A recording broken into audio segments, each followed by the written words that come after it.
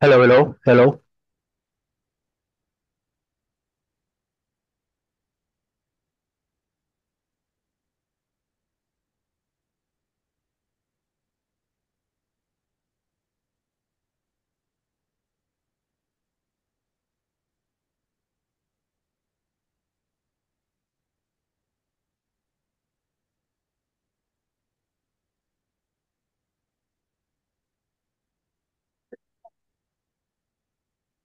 May I request everyone to please settle down? The session will now start.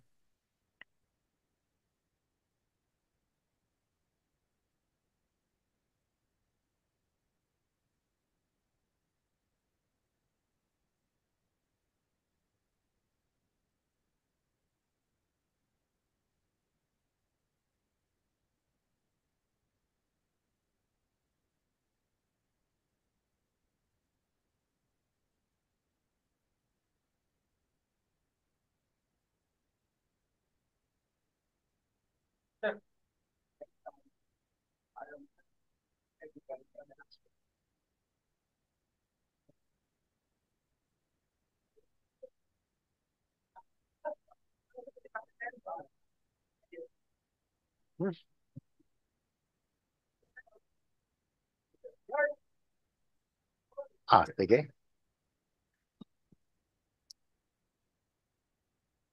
Good afternoon, ladies and gentlemen. Let us please settle down.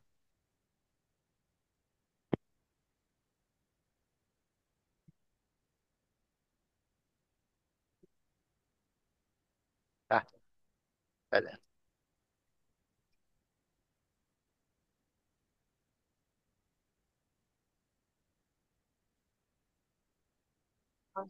Sige.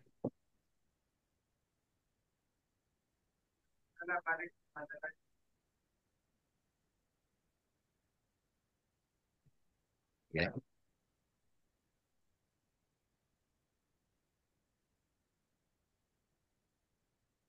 The 20th City Council is now in its 95th regular session. The session will now please come to order.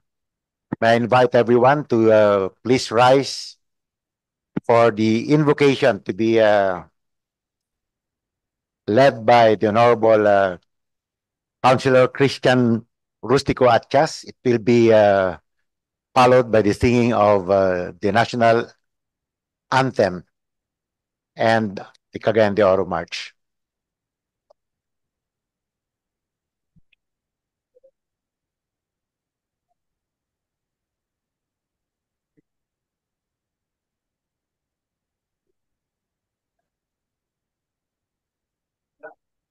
Wala pa ba?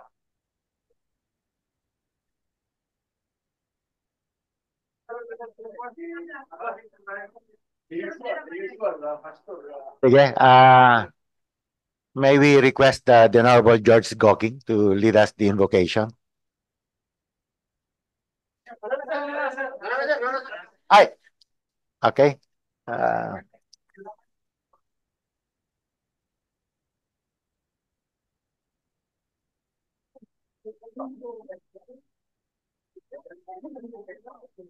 Let us pray. And the Father, the Son, the Holy Spirit. Our Father, who art in heaven, holy be your name, your kingdom come. Your will be done on earth as it is in heaven.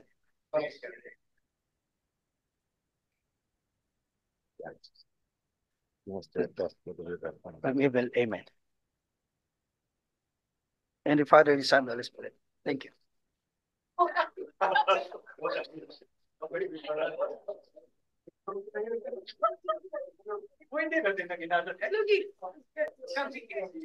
Mga kababayan, ang pambansang awit ng Pilipinas. Kayang magiliw, helas ng sinangalan, alam ng puso, sa titik mo'y buhay. Lupang hinirang, tuyag ka ng magiting, sa mandulupin, di ka pasisingil, sa nagatang tutok sa simoy at sa langit ang bagaw, ay hinatang tula, kawin sa pagkayang minamahal, ang isang ng matawad mo'y tagumpay na naging.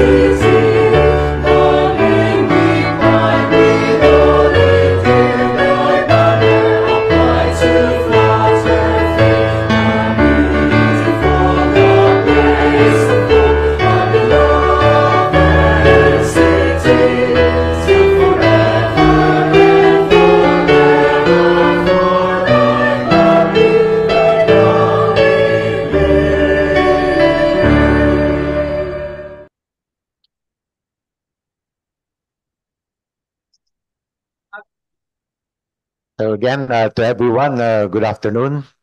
That was a very beautiful prayer. No? In fact, that is the Lord's Prayer.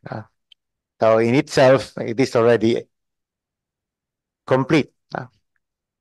So whether you understood or not how Councilor Atchas has pronounced every word in that prayer, I think everybody, especially the Catholics, the Christians, memorize that prayer by heart. So again, to everybody, good afternoon. Mr. Secretary, roll call, please, and determine if there's the quorum. Honorable City Vice Mayor Jocelyn B. Rodriguez on official business. For the first district councilors, Honorable Agapito Roberto G. Swan, Honorable Roger G. Abaday, Honorable J.R. Pascual, Honorable Amy Rose P. Moreno, Honorable Romeo V. Calizo, Presiding Officer, Honorable George S. Goking, Honorable Jose Pepe S. Abo Jr., Honorable Malvern A. Espacia. For the second district councilors, Honorable Ivona Yasin B. Imano, Honorable Maria Lourdes S. Gaani, Honorable Jolene Mercedes L. Laba, Honorable James K. Judith II on official business, Honorable Ian Mark Yunakaya, Honorable Edgar S. Cabanlas, Honorable Christian Rustico M. Atchas, Honorable Josette G. Magtahas Daba. For the ex-officio members, Honorable Yanlam S. Lim, Liga ng mga Barangay President, Honorable Kenneth Jan D. Sakala, CTSK Federation President, and Honorable Dato Roberto P. Cabaring, IPMR. There is quorum, Madam, Mr. Presiding Officer. Thank you very much, Mr. Secretary. Anyway, I'm temporarily presiding in lieu of our Vice Mayor's absence because she will be receiving an award due her good performance by virtue of her given position. So our congratulations to our Honorable Vice Mayor. May I recognize our Majority Floor Leader, the Honorable Edgar Cabanlas. Thank you very much, Mr. Presiding Officer, our colleague, Councilor Romeo Calizo, members of the City Council, people who are with us in the gallery, people who are watching us in the respective social media platforms. Mayong hapon sa tanan. May I move, Mr. Chairman, to dispense the reading of the minutes of the previous regular session of this council on September 9, 2024, and consider the furnishing of the copies thereof to the members as reading itself. Any second? Objection? None shall be approved. On the special report, a move to approve on second final reading. Second? Seconded, shall be approved. On the special report portion, Mr. Chairman, Councilor Roger Abaday was requesting that he be allowed to render a special report. Diba, Roger? Ito yung Batang Pinoy. Batang Pinoy. It's about sports, I think. So, may I move, Mr. Chairman, that Councilor Roger Abaday be recognized. Councilor Roger Abada is recognized. Thank you very much, Majority Floor, our presiding officer, Councilor Romeo Calizo, my colleagues in the 20th City Council, and all people who are watching us on stream, live stream, and physically in this gallery, our Trimedia who is monitoring us this regular session, of tanan tanaw o paminaw karon panahon na maayong hapon sa tanan. Now, before I proceed to my main purpose of the special report, I would like to give you a background. What is this Batang Pinoy? Now, this is a platform for young athletes, no, for all Filipinos aging from 17 below. So the Batang Pinoy, an initiative led by the Philippine Sport Commission in an annual sports competition designed to discover and nurture young athletes' talents from across the country. So this was long established. Now, in this year's Batang Pinoy schedule, supposed to be in December 21 up to 27, but it was moved to November 24 to 29 in Puerto Princesa, Palawan. So, what is this year's Batang Pinoy will feature the variety of traditional modern sports, from athletics, swimming, boxing, basketball, volleyball, and others.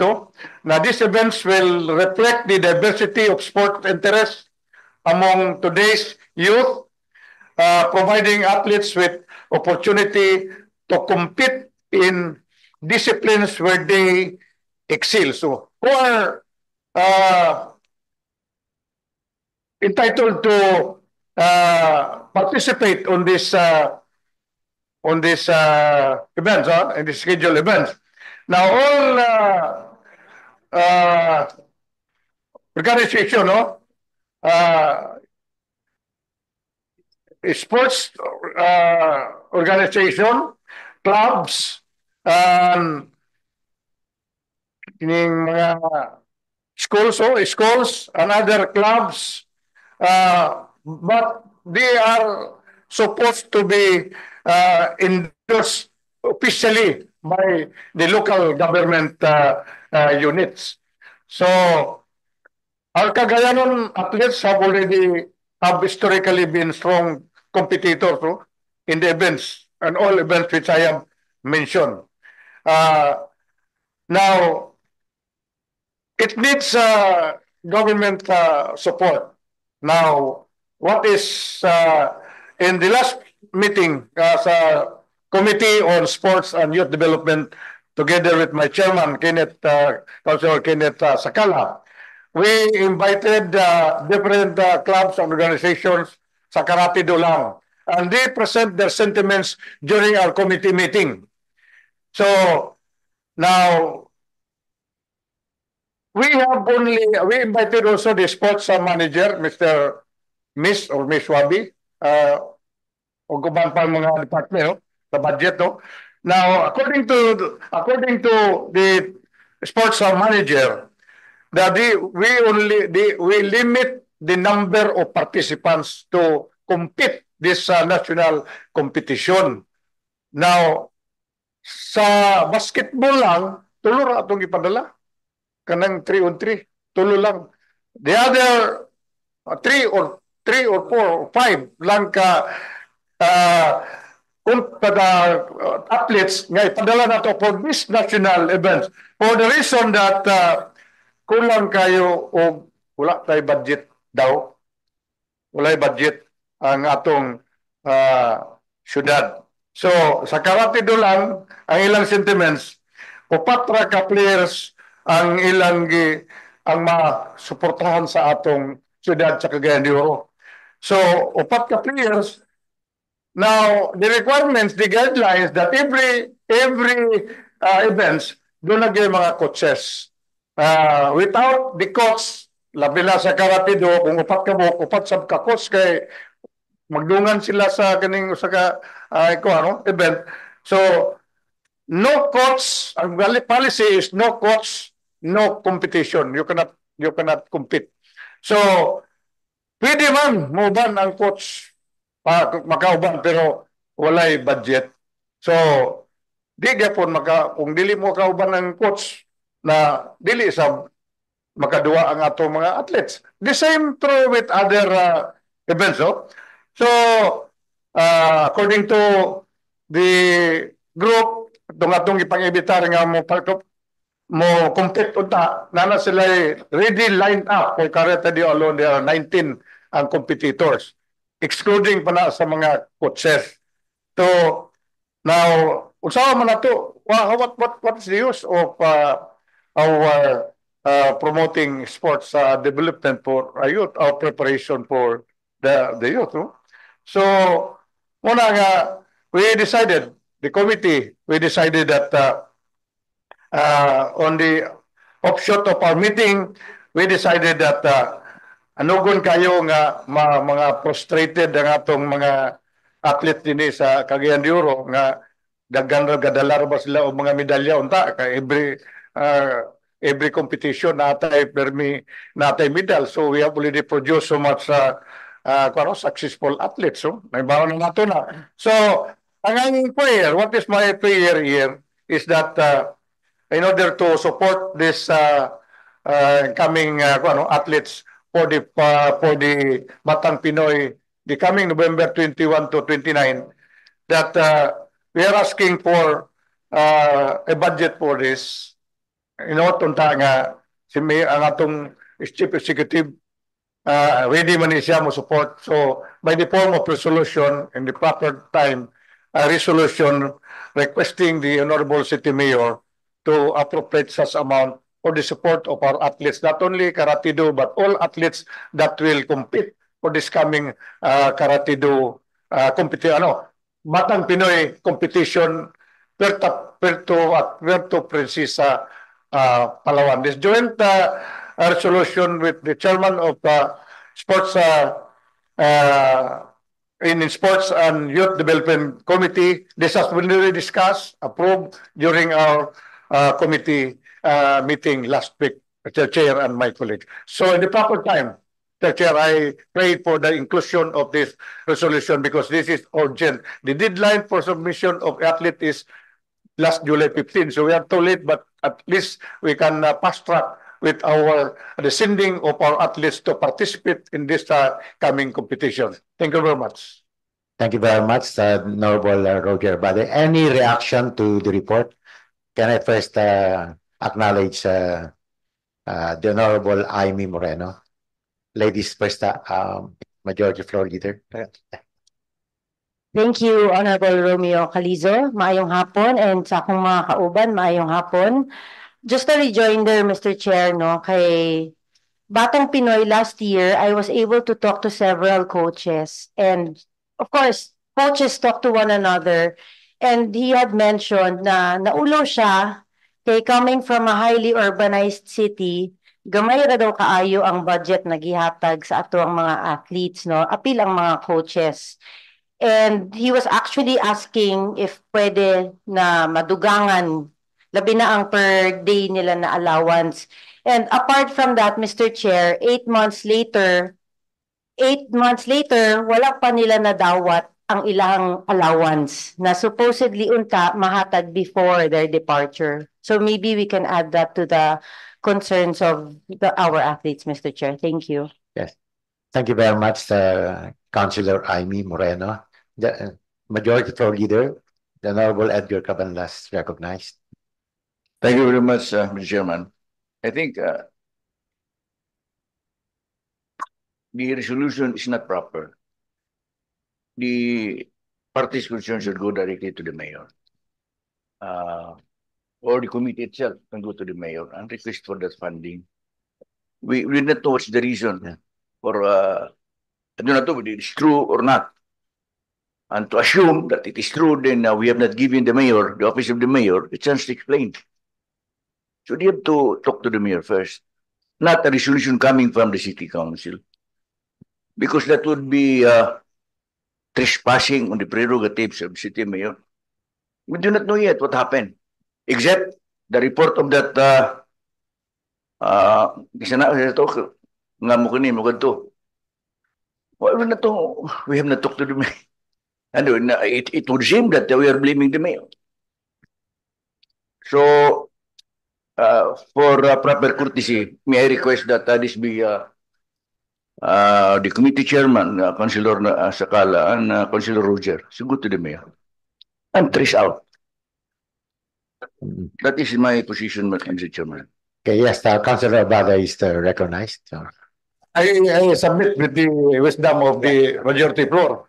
Instead of resolution, just we do it, FYI na lang to the office of the city mayor with follow-up with the chairman of the sports. So, I don't know if there's further reaction to the suggestion of our majority floor leader that the two chairman, Committee on Youth and Sports Development, and Councilor Baday will approach the mayor and probably refer the matter to him as an immediate action. And I don't know if it's proper if we also refer this to the appropriate committee for the appropriate plan. Kaya basi po you invite the appropriate resource persons there in your committee and discuss the issue further. So as an ensuing action of the city council. So first, the two chairmen will go to the mayor first as a matter of an immediate action to the issue. And then for further actions, have this referred to the appropriate committee. Committee on Sports, kay lagi, murag wa ta ka-feel nga ang Committee on Sports is working. So, these two will be done.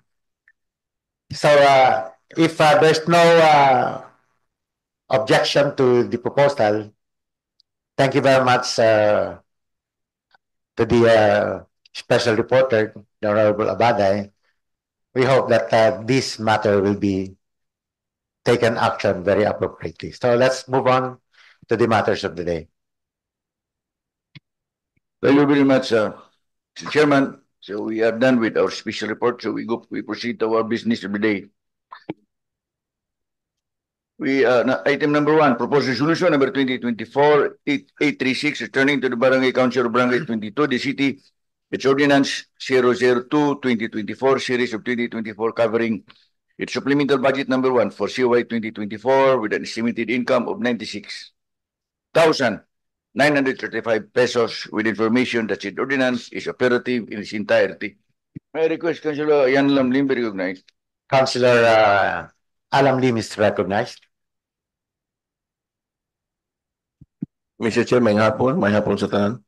Everything is in order. I move for the approval of purpose resolution number 2024-836. Any second? So seconded. Any objection? None. It's hereby approved. Move to approve on second final reading. Seconded. It's hereby approved. Items 2, 3, and 4, omnibus motion, clerk, please. For omnibus approval, items 2, 3, and 4. Item 2, proposed resolution number 2024-837, returning to the Sangguniang Kabataan, Barangay Kanituan, the city. It's resolution number 7, series of 2024, covering its annual budget for calendar year 2024, with an estimated income of 3,973,457 pesos. Item 3 is proposed resolution number 2024-838, returning to the Sangguniang Kabataan, Barangay number 19, the city. It's resolution number 3, series of 2024, covering its annual budget for calendar year 2024, with an estimated income of 338,139 pesos. Item 4 is proposed resolution number 2024-839, returning to the Sangguniang Kabataan, Barangay number 31, the city. It's resolution number 11, series of 2024, covering supplemental budget number 1 for calendar year 2024 with an estimated income of 710,875 pesos and 14 centavos. With information that said resolutions are operative in their entirety. Mr. Chairman, may I request Councilor Kenneth Sakala be recognized? Councilor Sakala is recognized. Good afternoon, everyone. Move for the proposed resolution number 2024-837, proposed resolution number 2024-838, and proposed resolution number 2024-839. Thank you. Second? Second. Second. Objection? None. It's hereby approved. Move to approve on second final reading. Seconded. Hereby approved. Item 5, Mr. Chairman, proposed ordinance number 2024-570, authorizing the City Mayor Orlando A. Uy, representing the city government of Cagayan de Oro, client to enter into and sign the venue usage agreement with the Tourism Infrastructure Enterprise Zone Authority, or RIESA, represented by its Chief Operating Officer, Mark T. Lapid, covering the city's use of the Aquilino O. Pimentel Jr. International Convention Center located in Sitio Taguano, Barangay Indagdi City as venue for the City Mayor's Annual Report, CIMAR, in the celebration of its 74th Charter Day on June 15, 2024, under the terms and conditions stipulated therein. May I request Councilor J. Rua Pascual be recognized? Councilor J. Pascual is recognized. Good afternoon, everyone. Good afternoon, Mr. Chair. 2024? Move Only to today. approve. Okay. Ha? Ano, 2024 niya, 2025 naman ron.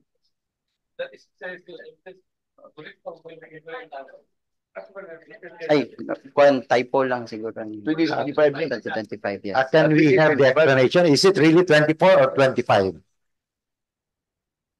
Okay. Retroactive for liquidation Yes, yes. purposes. Okay.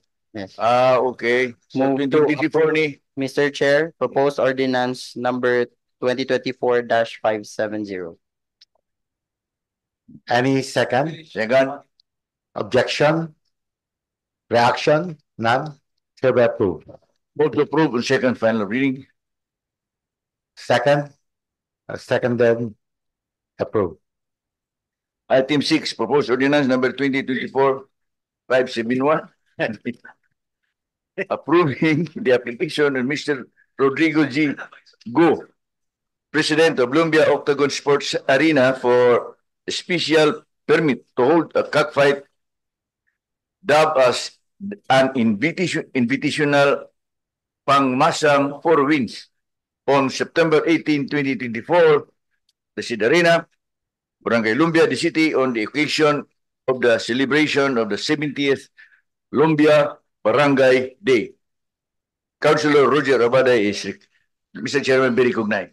Councilor Roger Bada is recognized. Considering that the application for the review of LUSA has complied with all the requirements under the law of gambling law, under the city ordinance, I hereby comment for approval. Any second? Any objection? Councilor Joey, any objection? Second. No objection, hereby approved. Move to approve on second final reading. Second? Seconded, approved. For inclusion, Mr. Chairman, I move to include items 7, 8, 9, 10 in our agenda today. Any second? It's approved. Item 7, proposed, clerks, please. Taas mo ni. Item number 7 is proposed ordinance number 2024-572, authorizing the Honorable City Mayor Orlando A.O., representing the city government of Benguero, to enter into and sign the deed of usufruct with the Commission on Higher Education, CHED Regional Office 10 as usufructuary, represented by Regional Director Dr. Philip T. Bernal, CISO 3, covering the use of the city-owned property, particularly a portion of lot number 553-B-3, SD-10-050883, covered by transfer certificate of title number P-173136, with an area of 1,341 square meters, more or less, a site of CHED's office expansion and parking spaces adjacent to its present office, located at Hay Street, Barangay number 40, the city, and in the terms and conditions stipulated therein. Certified urgent by City Mayor Orlando E.O. Mr. Chairman, may I request Councilor Joseph Magtas Daba be recognized. Councilor Sustep Magtas Daba is recognized. Thank you so much, Mr. Chair and Majority Floor Leader Attorney Ed Cabanlas. Move to approve proposed ordinance number 2024-572.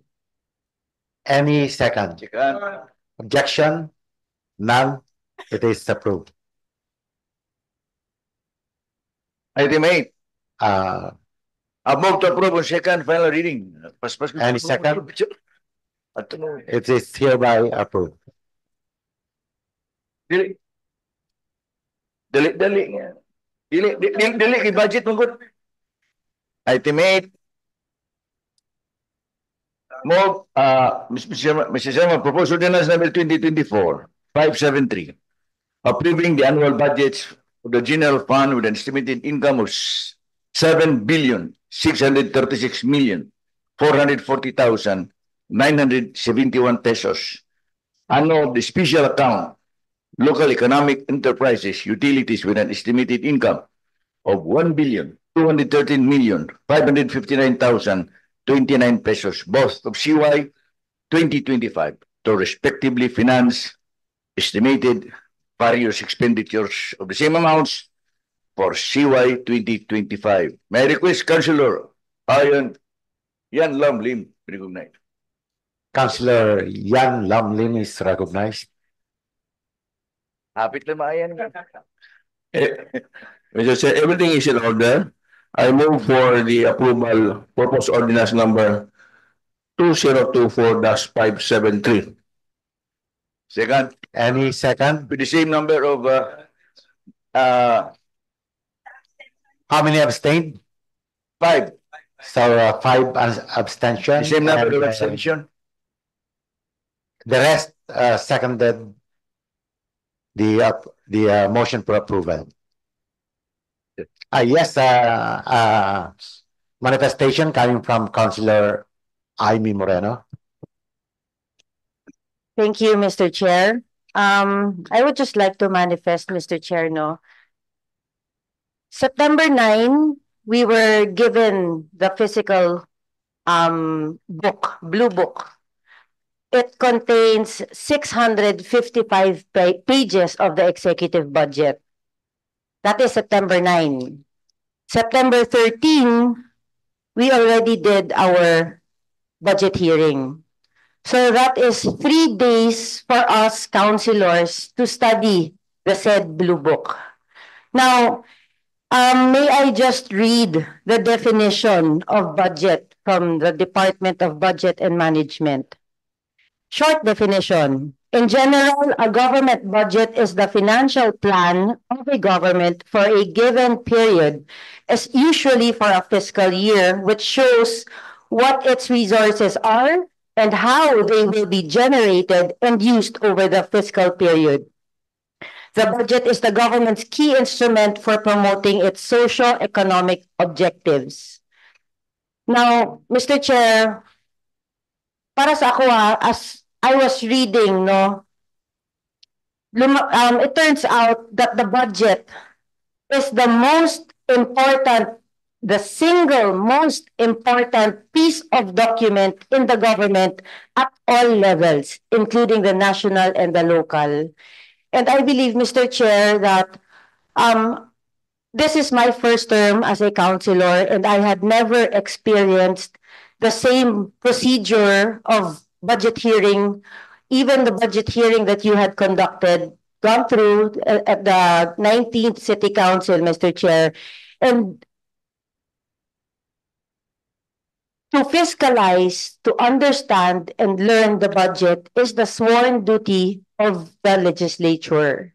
It is our obligation to check that each programs are planned and which programs are prioritized. Mr. Chair, I would like to move that this ordinance be moved so that we can properly fulfill our role and obligation in the local government unit of Cagayan de Oro, so that we can fiscalize and see and make sure that all programs must be completed. Mr. Chair, I know that 2023, the consumed budget or the income, the expenditures were 4.9 billion. We had a budget of 8.5 billion 2023. And for this year, so far, we have an income of 3.5 billion. So for 2025, kabalo ko na gamay na kaayo, 7% rang increase nato sa budget. But how certain are we that we are going to utilize the said budget? That is why, Mr. Chair, I would like to move to defer the budget hearing and the approval of this ordinance so that we can talk to all departments relating the budget, Mr. Chair. Thank you. So the manifestation of the Honorable Amy Moreno is a clear objection to the initial motion manifested by our majority floor leader. So What's the pleasure of the body, Majority Floor Leader? There is a motion to defer, but there is no second. Yeah. So it dies, it's natural death, Mr. Chairman. So, the So, motion of the proceed. Majority Floor Leader is to have it approved. Yes. The manifestation of Councilor Moreno is a clear objection to the initial. What's the appropriate procedure here? Yes, the Councilor Roger Abade. Wala, sama. You know, motion for deferment does not require debate, so it requires immediate action. It needs a second. The motion needs a second. There is no second, so it dies a natural death. Okay, so let's first Let's go to the first motion and Main motion. any second to the first motion that was manifested by the Majority Floor Leader. Second. It was seconded. So any objection? There were those who manifested their abstentions. So 5 of them. Councilor 5, 1, 2, 3. Ayan Achas, Councilor Edie Mano, Councilor Agasuan, Councilor Aimee Moreno, and Councilor Abu. Sure. So with this, of course, since majority rules, the motion is approved. Vote to approve on second final reading. With the same votes, again, it's hereby approved. Now, can we go to, or it's, so There is no it doesn't have any basis bearing for- anymore? there is no basis for discussion. Okay, anyway, thank you very much, Councilor Aimee, for the But manifestation. the comments are noted. Yeah, They are Mr. Secretary, the please journal. take note of the comment of, as manifested by Councilor Moreno, and it be recorded in our proceedings, in our minutes. We'll proceed, the Majority Floor Leader.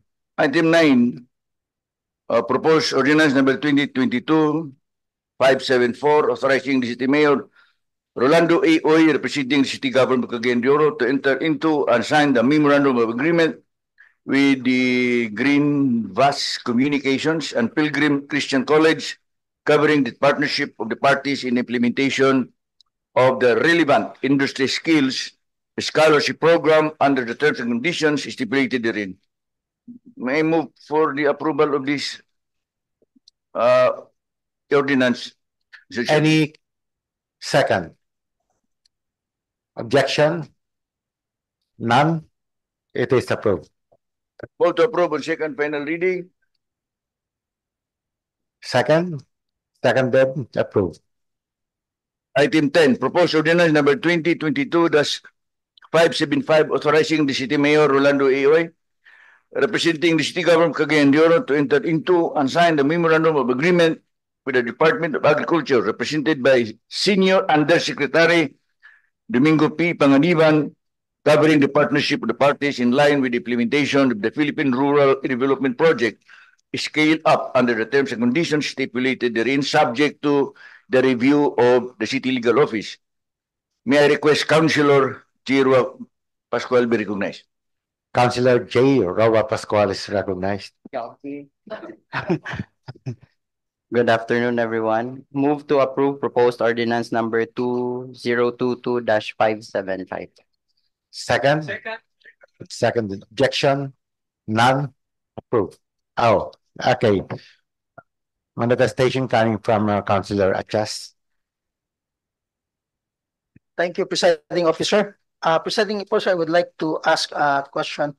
In the said ordinance, in whereas it says that implementing the Philippine Rural Development Project, and it refers to the government of the Philippines. Then it says that the government of the Philippines shall receive a loan from the International Bank of Reconstruction and Development, specifically under the loan agreement of IBRD loan number 957 dated July 7, 2003 in the amount equivalent to $600 million for the purpose of part financing of the new PRDP scale up to further support the government efforts to improve farmers and fisher folks' access to market, as well as increase income selected agri-fishery value chains in condition of PIDF mission. Mr. Presiding Officer, I would like to ask kung unsay mga program nga pwede mahatag ani sa fisheries or sa atong mga fisher folks. May I request the Honorable J. Pascual to respond to the query? So, ang question, Mr. Chair, is ang answer is natay mga farm to market roads nga ihatag from the national government. And of course, appeal na po din na ang potable water system nga mga kanang water sources nato ipadto nato sa mga ponds sa mga fisher folks. So kana siya mga projects from the national government nga ihatag nila dinhi sa ato. So considering ang ato mga fisher folk nag-need og mga tubig but wala gid sila sufficient na water supply, matagaan nata og budget for that. Hopefully that answers your question. Further inquiry? Follow-up question. Thank you, Councilor J. No? So, asa man nga portion sa atong irrigation or mga area nga kung din ang atong mga fisher folks, nanabatay site na atong i-develop intended for irrigation sa ilang mga samaan ng imong giingon nga dugang supply sa ilang pagpamuhi sa mga isda. Yes, Na Mr. targeted barangay? Yes, Mr. Chair. Actually, ang targeted barangay are the hinterland barangays because those are the barangays nga naay mga sufficient na mga water resources nga naay mga springs, natural springs and waterfalls. So ang ato ang gibuhatan na Mr. Chair is gikuha nato ang tubig dito, gisupply din nato sa ato mga hinterland barangay nga mga fisher folks nga naay mga ponds. And dili lang na siya nagkuan pod sa side sa mga fisher folks, apil na pod ang katong nagtanom og rice ug uban pa, Mr. Chair. So actually irrigation program apil na pod din ha ang water system pod nga magamit sad sa mga katawhan pod sa barangay. How about programs of coastal areas of the fisher folks? Anyway, Councilor Atchas, Councilor J. Pascual, these discussions can be done at the committee. So Anyway, it's for the this only for the approval of the authority given to the mayor by the council so that they can go ahead already. So that the grant coming from the national Yes. will be given to the city of Cagayan de Oro. For the details, we can discuss that Yes. at the, so, Because we did for the discussion, we can refer this to the committee to on other tourism. city. Thank you, Mr. Yes. So, with the indulgence of the councilors involved. So, for further discussions, we can have this done at the committee on tourism. So, there's Agriculture, already a motion for approval, seconded. seconded. Second, And so there's no objection whatsoever. So no objections, approved. move to approve on second final reading. Second, seconded, approved. Ano? Sana. There being no other matters to take up, Mr. Chairman, motion to adjourn. Session adjourned.